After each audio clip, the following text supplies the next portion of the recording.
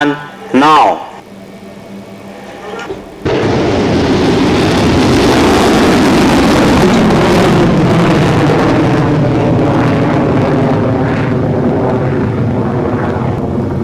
Hello and welcome to the News 9 Plus show.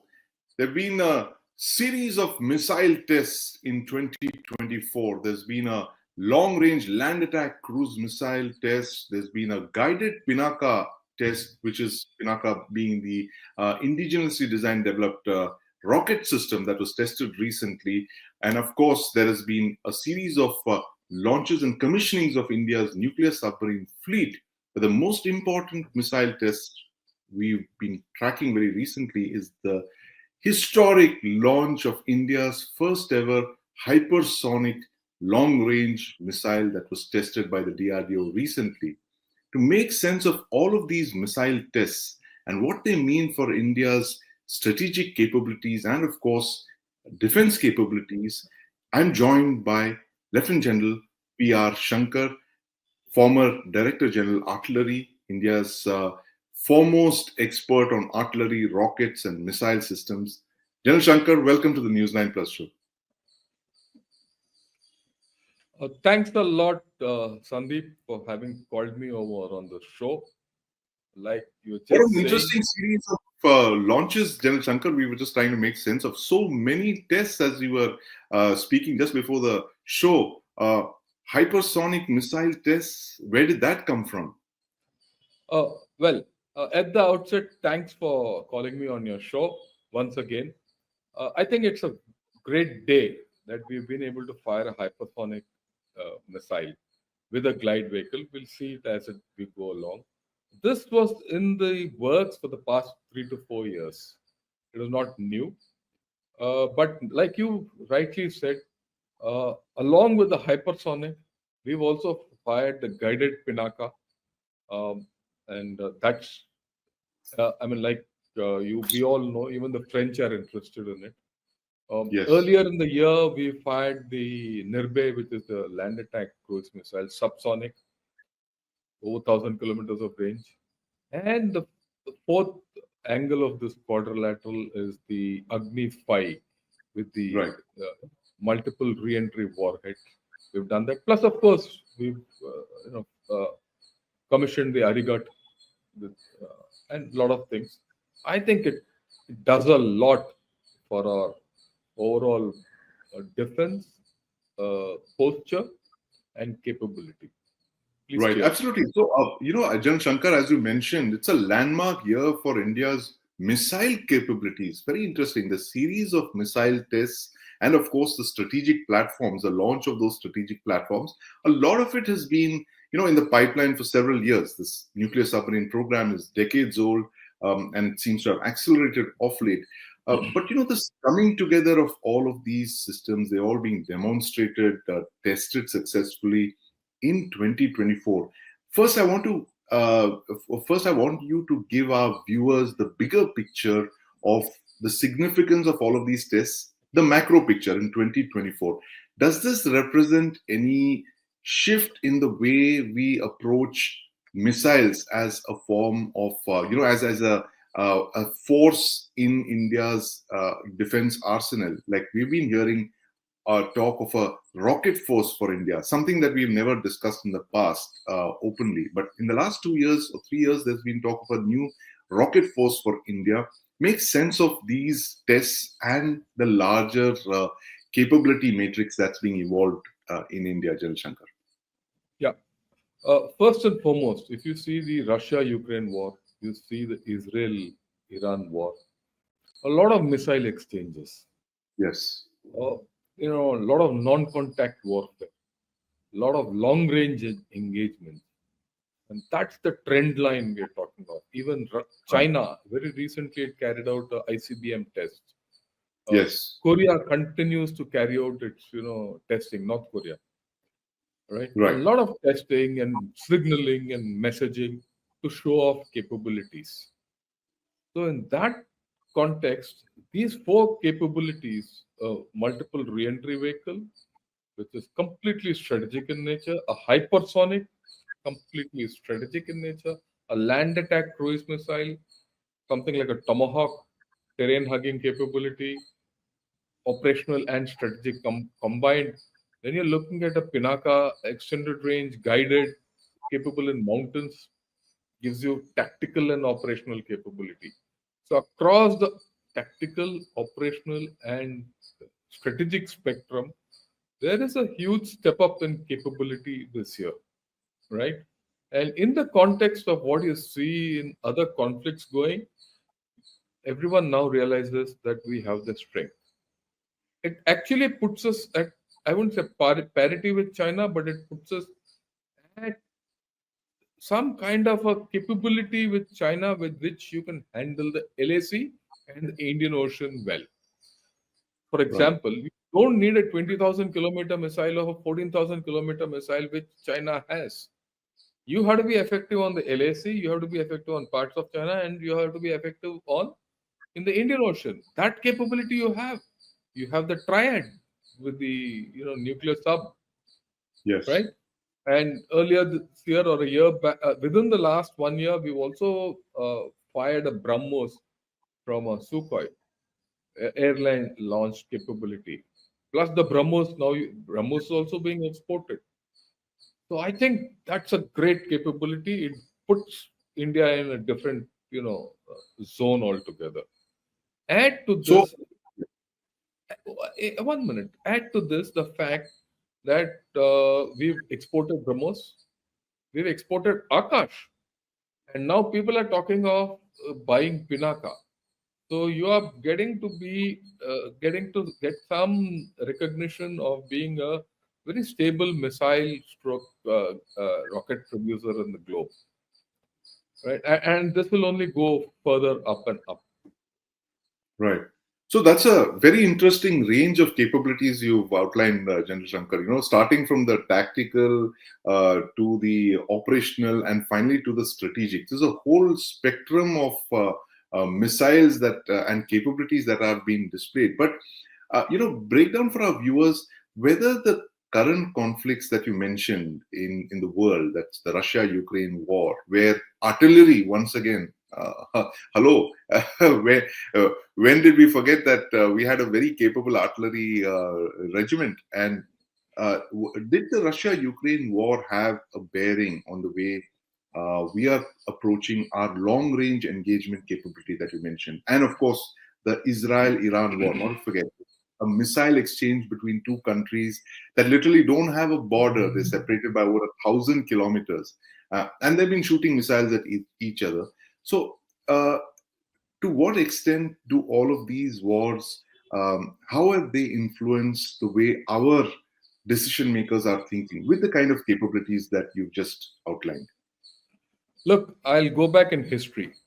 I was associated with the first ever missile launch indigenously in India. I was part of the Prithvi team way back in Yes. '88.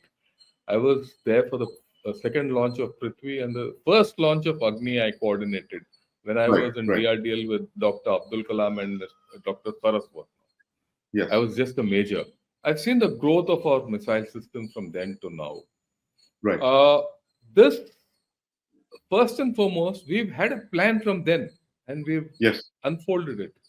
It's not as if this has come out of the blue like a rabbit out of the hat. We've developed this capability, and this is indigenous capability. It is nothing to do with anyone. That's the first part. And this is hardcore technology of your own, which is great. We've always been, and for example, the Pinaka, we've been developing right from the turn of the century, right? Pinaka and Prithvi, we started developing together. So we've always had a vision for having a strong set of rockets in our armory. Right. So the IGMDP is something that started this. IGMDP was in '88, right? That had Prithvi, early '80s, Akash, Trishul, and Nag. Right. Even Nag has come through, right? So we have these capabilities. We've developed the capabilities, whether it's in precision, whether it is in propulsion, whether it's in airframes. That technology, we're very clear.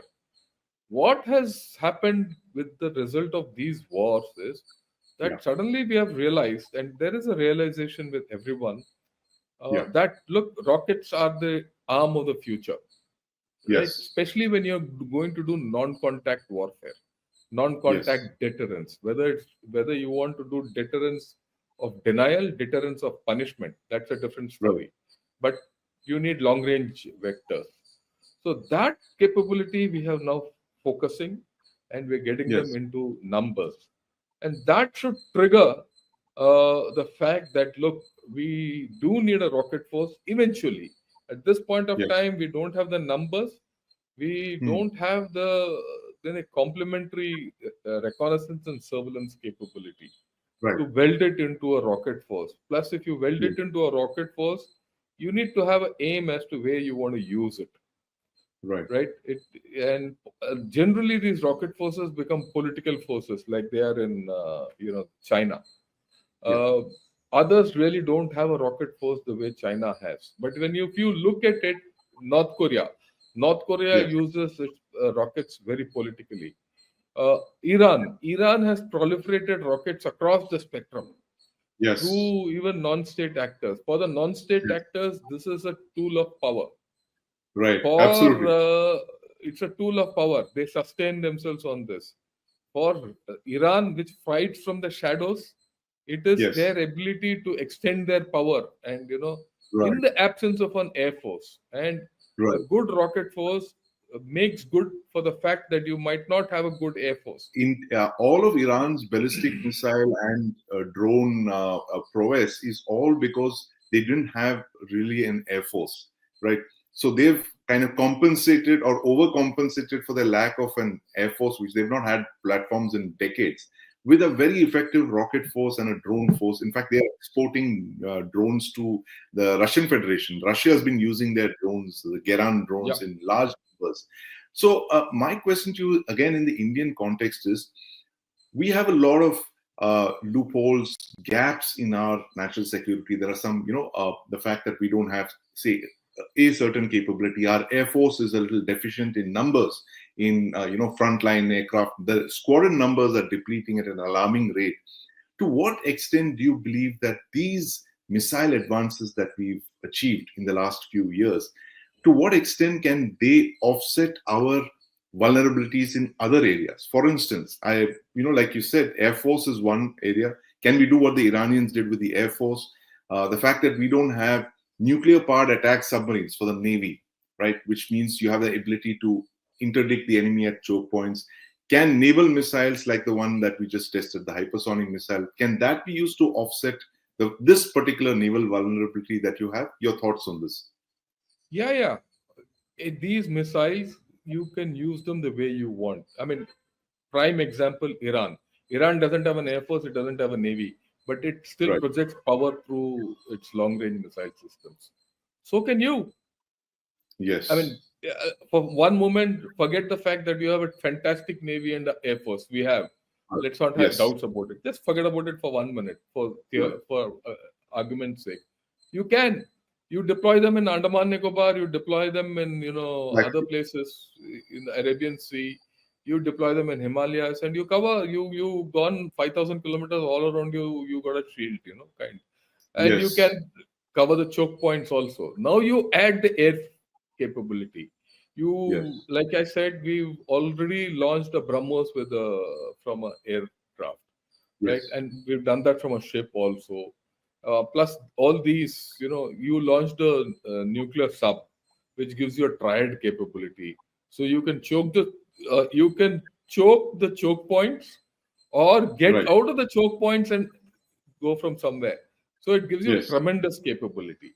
One. Right. Number two, wherever you have certain shortages in pure air power, the way aircraft Yes. at this point of time, missiles will make good, Right. right? I mean, you have to understand what the PLA is doing to understand this aspect. PLA in Tibet can't operate too many aircraft because of Right. height Right. limitations and Right. limited number of airfields, no matter what they do. Okay. Yes. What are they doing? They're getting rockets in. And we've discussed Right. this 2-3 years back. They're offsetting their Air Force incapability or vulnerability with missiles. Right. And they're force multiplying it with reconnaissance, satellite imagery, and Right. drones, and all that, and good communication. So you have to put that packet in ISR packet. You Yes. add that ISR packet, weld all these together, you're in a different zone altogether. But with the kind of Navy we have and the Air Force we have, I think it's a fantastic capability. Right. Of course. All So round. now, yes, a Yeah. fantastic capability, General Shankar, as you outlined. I was recalling a conversation I had with the then DRDO chief, Dr. Satish Reddy, a few years back. Around the time we spoke first about this, he said that, what we've really done in the DRDO the last couple of years is that we've put all the building blocks in place for all of these capabilities. And he says today we are completely self-sufficient when it comes to missiles. And whatever type of missile that you want, we can design it for you. I mean, that's the kind of confidence that he had. And I think the hypersonic missile test proves the fact that the DRDO has really got somewhere now with our missiles. They're serious missile designers now. But, the point again, General Shankar, is that all of this is, the DRDO does the R&D, they do the concepts, the prototyping and all of that. What about the industrial production of these missiles? How quickly can you scale up production of these hypersonic missiles or these ballistic missiles to an extent that you can actually wield power the way the Iranians have? I mean, not to copy anything else that they're doing with the non-state actors. Of course, Iran is in the doghouse for a variety of reasons. But if we can borrow what you just mentioned, the fact that we could use that to offset our vulnerabilities in certain areas, but for that you need numbers, right? Tens and 20s missiles wouldn't do the trick. You obviously need them in hundreds and thousands. How can you get the numbers going, General Shankar? See, numbers is first a factor of capability development with the industry. Yes, right? And absolutely. second, that you have to put out your necessity and put Yes, money on the table. That's the first part. You want right, I'm sure the industry will come up to it. I'll explain that. First, right, the government and the services have to be very clear that we have to have increased numbers, and they have to put money on the table. That's the first thing. The second part right. is, we have spoken about industry. We have models. For Pinaka, we've had L&T and Tata's as production partners for the past 25 years. So, and now that they're even exporting, they'll come up Yes, to it. right, For strategic systems, long range systems, also, we have right, developed partners. Though, of course, right. being strategic systems, we've largely kept them within the PSUs like BDL and all that. Yeah, Which is a good model to go. We can expand BDL capacities. We can augment yeah, BDL capacities through those industry which are already associated with other systems. right, After all, you also in the process of expanding your capability through Akash export, BrahMos right, export. right. So BrahMos has got a dedicated production line of its own. Yes, So I think we have the capability to expand. This capability is not a problem. It is the intent and the numbers. The government has to decide and say, okay, go ahead, and this is the timeline. And I'm very sure the industry will meet the targets. right. And for that, industry is the absolutely the critical factor. Without the industry, you can't deliver the numbers that you need. Yeah. We look. The good part is the industry is now completely with all these developments. You don't have to create an industry. You don't have to rewind the clock. Nothing. It's there. Right, That industry has grown. Okay. Now that the industry is there, everything is there. It's just putting in the numbers, and you also have to see how fast you can put it.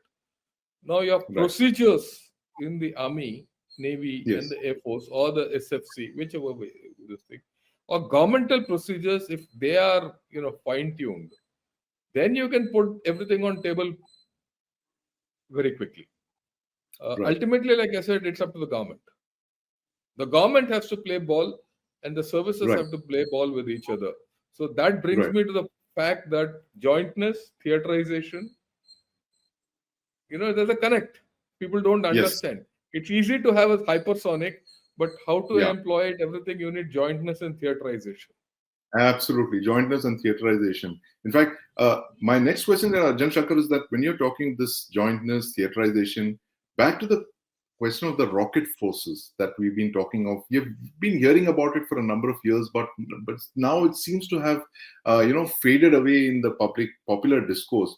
Are there any real steps being taken towards this rocket force, and how will it really help to build the case for the numbers that if you have a separate rocket forces command, which I would imagine would be directly under the CDS, and it would have elements of all three services, uh, does that speed up the rocket arsenal, deploying the numbers that we need?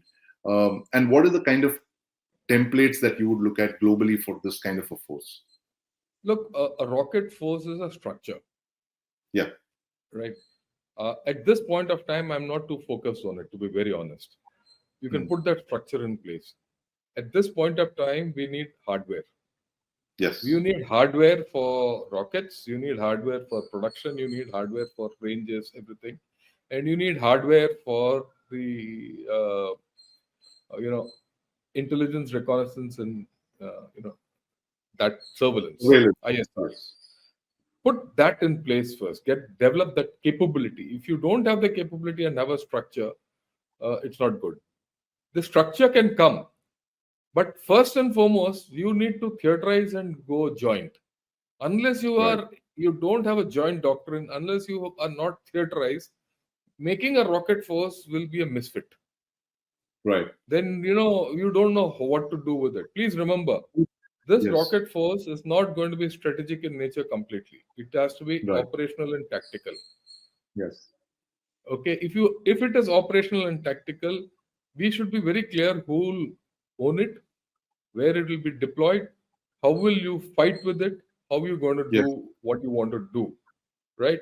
Whether you want to, so the theater commanders come in. You need to Yes. give certain allocation to the theater command for him to fight a battle Right. or fight his operations.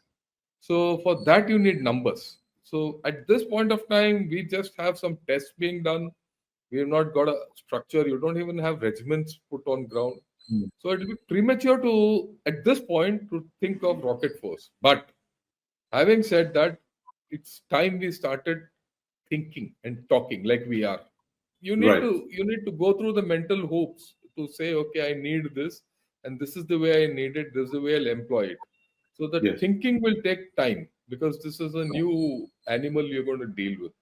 Absolutely. And you already have an old animal, Jan Shankar. You have the Strategic Forces Command, which Command. employs the strategic rockets. So, Yeah. how would you distinguish this new rocket force that is going to operate, primarily on the tactical and operational levels? Given Yeah. the fact that you are in a nuclearized environment, both your potential adversaries have nuclear weapons. How do you signal to them when you're employing your strategic rocket forces and when you're moving your tactical rockets? I mean, how is that distinction going to play Yeah. out? I think it's a very good question. That's a Yeah. dilemma. It's a political Yes. dilemma which the political authority has to tackle. See, again, take the case of China. China has its operational rockets or the non-strategic rockets and the nuclear warheads and the strategic missiles in the same mix as part of PLARF. Yes. They're not separate. Okay, only the tactical rockets are with the cores, or but the strategic rockets, whether they're nuclear or otherwise, are with the PLARF. Yeah. So what do? They signal political ambiguity or nuclear ambiguity. Right. Okay, so that's a political direction. That's their political choice, how they are playing this game. Which means they have a nuclear doctrine, which is not there for the world to see. That they have their own nuclear doctrine and their nuclear thought process, or a strategic thought process. Let me put it, not call it nuclear. Let me call it strategic thought process. Do we have one? Unless you have one, you can't make, whether you want to have one rocket force or two rocket forces, one strategic, one non-strategic, or a mix. We'll have, or none, just the strategic force and the rest. You have three choices, in this, like I've outlined. So it's a matter of a political decision. And for that, you need to have a very clear nuclear doctrine. So it's again goes with that no first use, political ambiguity, what do you want to Yes. do, second, right? Launch on demand. All these capabilities now will come. The moment you have hypersonic, Yes. the game changes. So Right. how you want to handle all this comes from that. And plus, in which case, if you have to have a nuclear doctrine and X, Y, Z, then you need to have a national security. Talking specifically of the platforms, the capabilities we have tested, let's start with the hypersonic missile that was just tested late Saturday night. Why is this such a game changer for us? This new capability of a very long range hypersonic missile, which is the anti-ship version from what we are understanding. But tell us why this is such a game changer for the Indian military. Okay, can I explain it with a bit of a graphic, if you don't mind? Yes, of course. Yeah. So okay, I'll have a look at this. This gives you the glide principle. Now, if you see here, if you see here, right, see the pointer, a missile is launched from here, a hypersonic missile. This is now, say, for example, the one which was launched today it's got 9 Mach, and it takes off, goes here, and here it separates, right? What happens is, this is the basic missile is just a launcher. From there, a glide vehicle separates, and that glide vehicle takes a different trajectory altogether. It glides down, right? It glides down. What does this glide vehicle do? The glide vehicle is aerodynamic. It's like an aircraft almost. Okay? Right. And it is aerodynamically designed and it glides. So till here the missile is powered. Hereafter it is not powered. It is just coasting down. Because of the less air density at the higher levels, it maintains its speed. Since it has gone to that level and it is released at almost 10 Mach, it has the capability, or 9 Mach, it has the capability to retain its speed. And then it comes down. At the final stages, it's like a normal warhead and hits the target. In between, if there's any guidance, it is normally done by a satellite, right? And that's the way the glide principle works. Now, the whole thing is that you're maintaining the speed. If you're in a normal ballistic missile, if you fire, after the first boost phase or the powered phase, thereafter the missile is just free. It's a free flying object. So air density, the speed starts retarding. If the speed starts retarding, the time to the target is less. Here you're maintaining time, high speed. So the time to the target is less. The ability of the enemy to intercept this is also less. His reaction capability is reduced. Because it's coming at such a high speed, his air defenses are not up to the mark to handle you. That is why there is a lot of emphasis on a hypersonic glide vehicle and all that. Now, these come in two forms. Let me also put it across to you. A hypersonic missile can be in the form of a hypersonic glide vehicle or a hypersonic cruise missile also. I'll just show you a picture of that. I mean, I'll give you an idea of this through another. Have a look at this, right? You see, this is a normal ballistic trajectory which goes out into atmosphere and then gets back. This is like a normal ballistic missile. As against this, you have the cruise missile, which is a hypersonic glide vehicle, a hypersonic missile with a glide vehicle. It goes, like I said, it releases the glide vehicle and it glides on to the target the way it wants, right? The way you program it and you control it from the satellite. Otherwise, you can fire it in the form of a cruise missile. The cruise missile can go much lower, like any other missile, like the BrahMos, right? And the BrahMos is a good example, if I may say, because the BrahMos is traveling at about 3+ Mach, and it's cruising. It's going at whichever as per waypoint. So you can have it at hypersonic speed also. In which case, detection is almost out. Interception is almost difficult because you can't detect it, you can't intercept it. So you can have a glide vehicle, hypersonic glide vehicle, or a cruise missile. What we fired very clearly is a glide vehicle, Right. right? What the Chinese DF-17 is also a glide vehicle. Let me show you a picture of the DF-17, and then you'll understand the practicality of what I'm saying. Uh, yeah, here's the picture. You see this? This is the DF-17. You see the picture in the front. This is the glide vehicle where this pointer is now I'm showing. Okay. Now, as against this, have a look at what we fired today. This is the picture of what we fired today. You see in the front, this is also a glide vehicle. So it very clearly today what we fired is similar to the DF-17. The DF-17 has a range of about 2,500. As we've said, we have a range of 1,500, which is fine. For our requirement, I think it's quite a good one. And for the first time, I think it's damn good. So you have a glide vehicle capability. You have this, and you have a near supersonic or a near hypersonic missile in BrahMos. And if you can do something to that and get it into hypersonic range, you are there already. And BrahMos, incidentally, is the fastest cruise missile today in the world. There's no other cruise missile which is faster than this. Right? You're almost there. You're almost on the leading edge of this envelope. Use this hypersonic missile. Would you use it to interdict targets like warships, for instance, at sea? Take out. What are the potential, use case for this? Yeah, I'll quote, Mr. Hegsworth, who's going to be the defense secretary of USA. What did he say? There's a video which is going viral. He says, you're developing aircraft carriers, this, that, and all that. And China launches, hypersonic missiles, against which you don't have much defense. In the first 1 hour, 2 hours, or 10 hours, or 2 days of the conflict, your aircraft carriers are down, and where are we? So I'll put that back.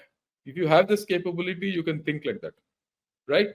But having said that, let me not think so much into the extreme, because that I think is too much. It might not happen that way, right? There are methods how to get out of it, and there are ECM methods and all that. We'll not get into that. That will become complicated. But it gives you a capability. It gives you the capability of, say, put one of these systems in Andaman Nicobar somewhere. Yes. You can just choke off the Malacca Strait. Similarly, you put one in Lakshadweep somewhere. You can control all the channels up and down. Okay, and so you have capable, or you put it on a carrier, or put it on a ship, and take it somewhere, right, wherever. That area, 1,500 kilometers around, you can control, which is a big capability. Look, we've got one factor which aids our missile systems. We have geography on our side. China doesn't have geography. Right. China just doesn't have the geography. Right. He needs that extra range, everything. You don't need it. Nature has given that to you on a platter. So we'll use it. Let's put it this way, we'll use it. Interesting. Right. So A2AD would be greatly enhanced. Indian A2AD capabilities. Yeah, your ability to penetrate the enemy's A2AD. Your ability to penetrate the enemy's A2AD is greatly enhanced. Even against fixed targets in, say, the plateau, you have great capability now, because there are also choke points on the inlets. I can show you a picture. Let me show you. Okay, let me show you this where we can use it in the mountains also. Right. Look at this map. Okay. If you have a look at this map, all the red lines, are the ingresses into Tibet, right? And this is an animated slide, so I'll go back and I'll show you again. It's interesting. See, this is the road from Gormo to Lhasa. This is the Western Express Highway across Tibet, or across the Ladakh in front of Nepal. This is the eastern one, which is coming in from, Sichuan and Yunnan and Chengdu. And yeah, these are the other laterals which are there. So main one are the first three which I showed, these three. rather. Sorry, these three. Now, if you can choke these three, now you control these three, China will be in a bit of a fix in Tibet if they have to ever prosecute operations there. I don't Right. visualize that thing, but if so, it gives you great control. Yes. For that matter, even the Pinaka gives you great control because Yes. these roads are just about 120, 130 kilometers away. Pinaka, you do some, I mean, there are methods. I'll not talk of it here. You can control these roads. You have Brahmos, you have Smerch, you see, you have Pinaka, which is equivalent to HIMARS. Then you have Yes. Smerch, then you have Brahmos, then you will have these which are coming up. So you have a plethora of systems you can handle. So you Which, have a layered A2AD capability that you're talking of from the lowest, Pinaka being the lowest and hypersonic yeah, being at the very edge of it. And hyper, this is like a yeah, bubble that can be deployed around our areas yeah. of interest. I wouldn't say bubble. You don't have to be static. Let's say you have Yes. this capability and deploy it the way you want.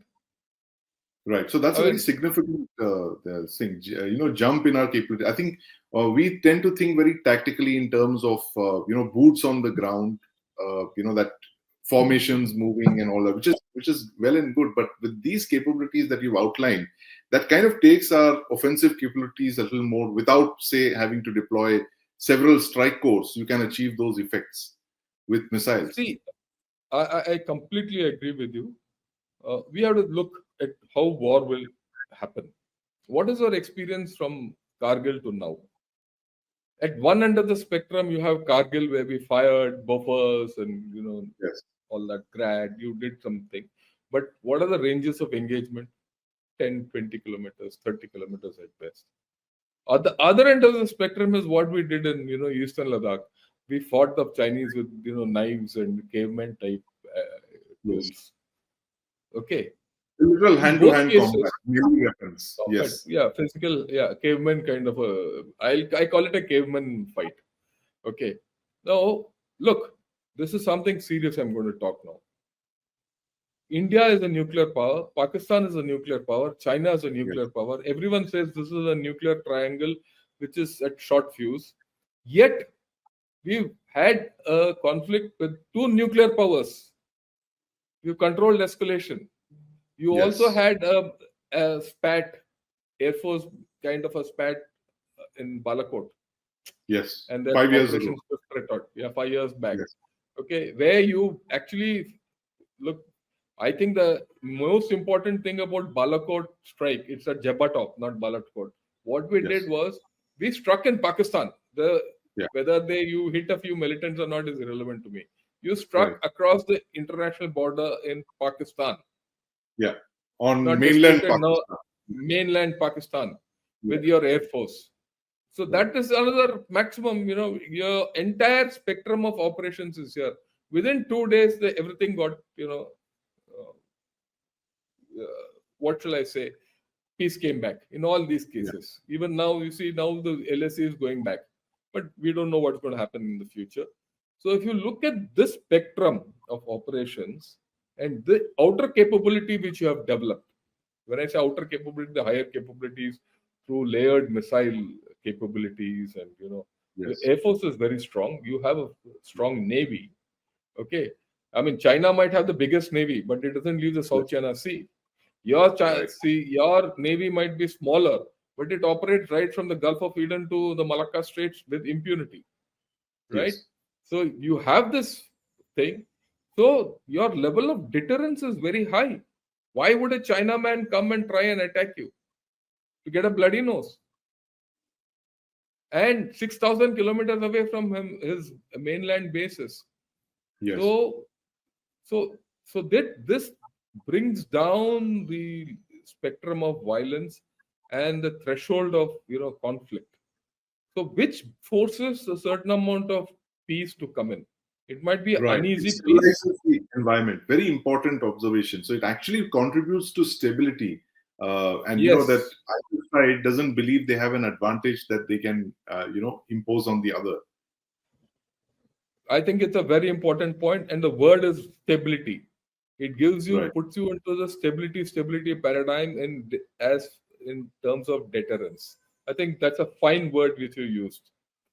Right. So these Yeah. are actually weapons of, interesting that we, because the way these missiles are, we think of them as, instruments of offense and, strategic weapons. But this thing of, them being stabilizing weapons is an interesting, concept that you put out. The fact that they actually contribute to stabilizing the environment rather than, vitiating it or triggering off, potential, Nuclear catastrophes. nuclear adventurism or military adventurism. But uh, while China, Jan Shankar, is more or less on a course of confronting the United States, a lot of its capabilities, like the DF-17 that you mentioned, and of course the DF-21, the carrier killer missiles, are meant to deter the United States. But you have in our neighborhood of the West, Pakistan, whose missile arsenal is almost entirely focused on India. What do you think GHQ Rawalpindi will be thinking right now with the raft of capabilities, Indian missile capabilities that have been developed? Would there be a response from there? Would they seek parity, this eternal, search that they've been in, parity with India, strategic parity with India? How will they start thinking now? See, the moment you start talking of missiles, I'll come to Pakistan a little later. I think China and Pakistan both will be very aware of what we have done. Right. Both will be thinking, you know, far in excess of what we are thinking. Because with China, I wouldn't say parity in capability, parity in numbers, I'm not looking, but in terms of capability, I think you've gone one level higher. Why I've Right. told you, because of your capability to deploy an IOR and your freedom of action and all that. Now, look at Pakistan. I mean, all of us think that Pakistan is completely turned towards us and all that. But Pakistan has three problems. I view it differently. Pakistan has a nuclear neighbor with fast growing arsenal, ever growing capability in India. Like we think China is trying to match USA, Pakistan thinks India is trying to match China. So whatever it does to match China is against Pakistan. That's the way Pakistan will think. Pakistan also has a neighbor in Iran, which has a tremendous rocket and missile capability. After all, their power is only this. Yes. And third, they are always worried that Israel might strike them. Right. Okay. Don't forget that. Look, if you are a Pakistani, I'll think so. If I'm a Pakistani, I'll think so. Who lit me? It is these three people. Or of course, Right. USA. Against USA, they have no defense. So Yes. they will they will do whatever it takes to build whatever they want. Or they'll come and beg, borrow, steal from China and come and deploy it. But so Let's you're be saying very that clear. their thought process isn't rational. But the Israel thing is, are you going back to when Israel tried to take out Kahuta in the early 80s? There was a plan with India, Yeah. which we didn't buy in on that plan, and We didn't hence buy, but the fact, yes, yeah, you're right. We didn't buy in, but if you're a Pakistani, you'll think so. right, That's part of your thinking. I mean, you can't rule that out, no? So you want to develop that capability, and Pakistani generals, they will want to build that capability, because then they have that capability, and that capability becomes the political tool for them to continue in power. right. The threat Right. is there for them to be in power. It's not for anything else. If you have to be powerful, you have to have some political tool in your hand, and that political tool is the threat from all this. All this is the way I think they will think. Right. Right. So this So is it's an interesting thing. Your views. I'd like your views on this. right. On how the Pakistanis are going to react to that. Yeah. But I say, Jan Shankar, what I think personally is that for Pakistan, missiles are not so much a tactical weapon as much as it is a strategic weapon for them. Yeah. I think it is for them. It was the two developments in the 80s, which actually completely transformed Pakistan's strategic thought, was the fact that they first got the nuclear weapons, and somewhere in 83, 84, almost 40 years back. And a few years after that, the Chinese gave them the short-range ballistic missiles to launch them. The Chinese, and first the Chinese and then the North Koreans. They had the, what are the missiles called? The Ghaznavi, yeah, and M11s. I think the M11s were what? M11s, yeah. M11s, that's right. So I think that transformed Shaheen, Pakistan. Ghaznavi, Hataf, Yes. Shaheen, and Ghaznavi. Hataf, Shaheen, Ghaznavi. That's correct. Yeah, at the time that you were in the deserts of Rajasthan trying out our Prithvi missiles, so that kind of transformed their strategic thinking, because I think they thought that they have achieved, if not gone one step ahead of India in terms of nuclear weapons. Not only the nuclear weapons, but also the delivery, mechanisms for the weapons, which is air. They had air, the F-16s, and now they had the M11s, and that transformed their thinking, because then they started this nuclear weapons enabled terrorism that allowed them to prosecute this campaign till about 2014, 2015, right up to the Pulwama, and then the Jabba Top attack by the Indian Air Force, where we kind of said that we are not going to be deterred anymore by their nuclear weapons. I think so. For Pakistan, I think these nuclear weapons and ballistic missiles, and the combination of these two, have been largely strategic. How they're going to use it on a tactical level is something that remains to be seen. See, our requirements, like you outlined so beautifully for us, is a combination of both. While we have the strategic, we are looking at this as tactical weapons as well, in to prosecute warfighting on the plateau, for instance, or in the Indian Ocean. Those are the new capabilities that we've developed. It's for those. But for Pakistan, I think, apart from the fact that they have strategic weapons, of course, and they've used the short-range battlefield nuclear weapons, the rockets. Apart from these, I don't see rockets for them as being weapons of daily warfighting, as in warfighting weapons. I agree with you there. But the fact, remember, they just fired a missile just 15 days back. So, and they're expanding their navy alongside the fact that China is going to come and deploy. So I feel, we have to, as the Indian establishment so far has thought of the Western Front as being against Pakistan. With the activities which are there in Gwadar, which are the activities which are going on in the Gulf of Aden, and the Chinese port at Djibouti, we have to now start thinking of a composite Western Front which encompasses Pakistan and the North Arabian Sea. This is where our thinking has to change. As much as our thinking has to change about many things with the introduction of these long-range vectors, our strategic thinking and our posturing has to change. The normal thing, Western Front is Pakistan only, Northern Front is China only. No, the Western Front, in my way of thinking, comprises of the land portion of Pakistan and the maritime part till the Gulf of Aden. Beyond south of Gulf of Aden is where I think the Indian Ocean maritime region should come in, because that's tactical or operational. Yes. With Karachi being so close, Gwadar being so close, your shipper, even your fishermen go into their waters. Yeah, Karachi, I was just thinking of, that's literally where Indian guided missilery was proven in 1971, almost more than half a century ago. And it was, I think, it's very interesting that when the Navy fired those missiles on those two operations, Ops Trident and Python, 4th December and 8th December, largest employment of anti-ship guided missiles in naval history. It's never been done from one ship to hitting other ships.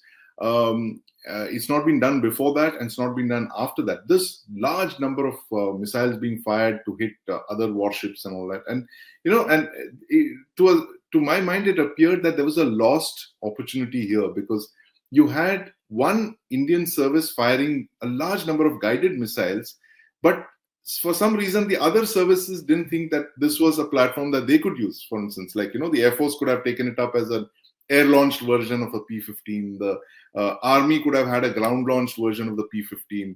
I think you're right. I think you're 100%. You hit the nail on the head. That's why the need for theaterization. That's the need for jointness. That's the need Yes. for, I'm glad we've got over it with the air launch BrahMos, ship launch Yes. BrahMos, and I would like to see, the Pinaka. I mean, we not discuss too much about it. Let me put it. Pinaka Yes. today is just one which is made by the DRDO, 80 kilometers. But if you have to Right. take it to 200 plus kilometers, you have to fit a ramjet on it, for which Yes. we are working in IIT on it. Okay, Right. we're working on technology for all these. We are, But in so fact, my we are the question best. is, it's very interesting. Ramjet on a Pinaka rocket round, an unguided rocket. How does that work? I mean, tell us for the No, viewers. it could be guided or unguided. It doesn't matter. Right. But that's a later day. Let's talk of the propulsion. First, this fellow has to go to that distance. Yes. So you can see, even this hypersonic missile is a ramjet. It's a scramjet, basically. Yes. Scramjet is a superior form of a ramjet, right? Only thing is it is supersonic combustion of the air, or supersonic compression of the air. Scram is supersonic compression ramjet. Okay, that's a scramjet. Right. I'll not get into the technology of it, right? But we have the technology where we can port it onto a missile, any of these Smerch, the Pinaka, and all that. The day you do that, your ranges will double, triple, which gives you a tremendous capability. You can put it on a ship, you can put it on an aircraft like a BrahMos, and you put guidance on it. In any case, you have a guided Pinaka. So if you Yes. just change the propulsion of the guided Pinaka, right, to put a ramjet on it, then you have the capability of doubling or tripling its range, depending on many other issues. I'm just giving it back of the envelope kind of a calculation, which means that you can put it on an aircraft and use it as a mini BrahMos or something like that. You can do it in ship to shore or shore to ship, both ways, or ship to Right. ship also. See, the moment you have a basic capability to alter it to suit the requirements, is a matter of what you said, integrated Right. thinking, which we didn't do in 71. We are paying for it now. Let's do it Yes. now. And also this thing, Janil Shankar, this the lost 1971 moment, according to me, is the fact that we should have immediately picked up the P-15 and reverse engineered it. Why is it that we are so bad at reverse engineering stuff? Is it because we are like that, that Indian school poster, that Adarsh Balak, if you remember, the good boy who never steals technology, never reverse engineers, always plays by the rules? Is that what we are? Look, we don't. We no. We can reverse engineer. We can do import substitution. Everything. We have done Yes. it. You look at there's this gun, 105 light field gun. Okay. Yes. We reverse engineered it from the British light field gun, not now. UK Right. light gun. When we did this reverse engineering in 84. Right. 84, the Brits got it for trials to India. It was left here because they couldn't take it back. They couldn't get a berth on the ship and all that. It was lying in School of Artillery, Devlali. One composite team of ours went, did all the measurements, came out, and then they made that gun. And it has served us for 40 years. It's not as if we Right. don't know how to do it. Right. We know how to do reverse engineering. We know how to do import substitution. What is required is jointness in thinking. We need to have vision. We need to have clarity of thought. I mean, Right. look at this Dhanush and Bofors. We had the Yes. Bofors drawings for 30 years. We did nothing about it. It was Right. in 2010, we dusted everything off, shook off all the dust, looked at the drawings, improved upon it, and we came out with the Dhanush. Having come Right. out with the Dhanush, we're not able to produce it. That's a different story. Yes. But we have the capability. It is, I think, what we lack is that integrated thinking and the integrated push to take it to the end post. That's the more important thing. That's why we suffer from delays and things like that. Right. So do you see that integrated thinking, that integrated approach now in 2024, Janil Shankar? Yeah. I see the change. I see the change. The fact Right. that there's a CDS who comes to IIT and talks, he goes to speak to young kids wherever. He's speaking to many other institutions. He's speaking to service institutions, and all he's talking is jointness and theaterization. I think it's a good thing. And late General Rawat, my good friend, Yes. he set the ball rolling, and I see the present CDS also taking it forward. Eventually, we should have it. If you don't have it, you will lose all your capabilities. Right. Absolutely. Thank you very much, General Shankar. I mean, that's a very fascinating overview of all our missile tests over the last couple of months. You've just so beautifully strung together and given us the big picture of our capabilities, and of course, what we need to really look forward to, look out for the SWOT analysis that you've given us for missile capabilities. And fascinating. Explanation. And that's one reason that we keep coming back to you for your knowledge and your deep expertise on matters military and, of course, long-range missiles and artillery. But thank you very much, General Shankar, for joining us this evening to make sense of India's new missile breakthroughs. Thanks a lot. It's been an honor always and a pleasure talking to you, Sandeep. Right from the time when you were in India Today and now in News 9. Thank you for giving me this opportunity. And let's hope for the best for the nation. Thank you very much, sir. Thank you.